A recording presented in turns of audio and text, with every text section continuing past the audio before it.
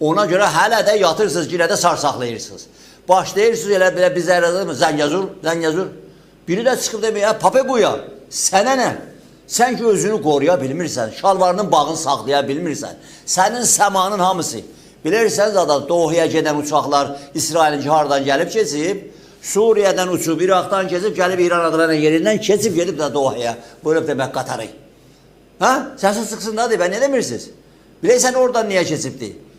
Xamenei dünən qorxundan ki, hər il demə çıxırdın dəbdəbə ilə, kəbkəbə ilə, dövlətin nazirləri, dövlətin rəhbərliyini görüşürdün.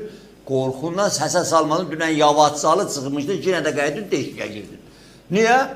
Dünənlərdə Netanyahu dedi, bax biz daha Dohədə də vuracaq və şeytanın başında Tehranda da vuracaq. Səni vurmayacaq, əl çəkməyəcəklər. Və ətrafındakılar da. Kim gələcək sənin harayına? İndi sən gedirsən Putin ilə, demək ki, sən adam göndərirsən Ukraynada, adam qırdırırsan. Ondan sonra nə deyirsən, dron verirsən, özdə saysız hesabsız dron verirsən. Və pul verirsiniz. Ay demək ki, neyi deyəcəksiniz Azərbaycan? Azərbaycana deyəcəksiniz ki, hansı ölkə ilə əlaqələrini kəs? Hansı ölkə ilə demək ki, Amerika ilə olsun, Avropa ilə olsun, ondan yaxın doğuda olsun. Azərbaycan yeri gələndə hər kəsinin əlverişli müqaviləsi vardı, əlverişli münasibəti vardı. Dünənki hadisədə də, Dohədə də münasibətini bildirdi. Görün, baxın, 2 ay bundan qabaq Tehran rejimi gedib Dohədə, Qatarı vurub füzə ilə. Vurub füzə ilə Qatarı.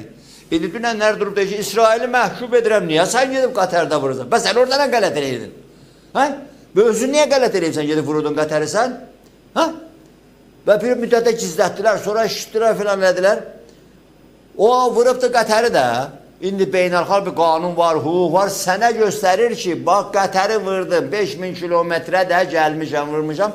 Sən san deşikində də olsun, Netanyahu deyir ki, mən bu hakimiyyətdən getməyəcəyəm, ta sizin kəllərinizi əzməyənizə getməyəcəyəm. Ona görə Azərbaycana daş atmaq, ondan sonra gedib Rusiya ilə höbülləşmək, sən demək ki, bu quş qondurmaz. Sənin ölün nə vardı? Ölün itmişdi, sən durub qaçaqsan gedəsən Belarusda Lukashenkonun yanına.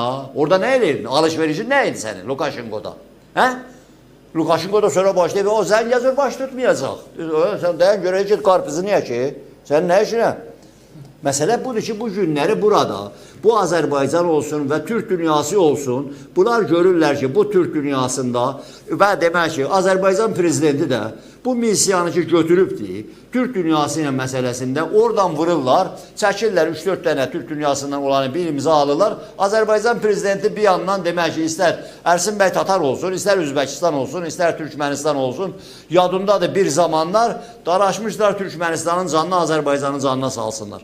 Hamısı bitdi, getdi bu günləri. Görürlər, yox, bunlar bir yerdən demək ki, buradan vurursan, o yandan demək ki, formalaşırlar.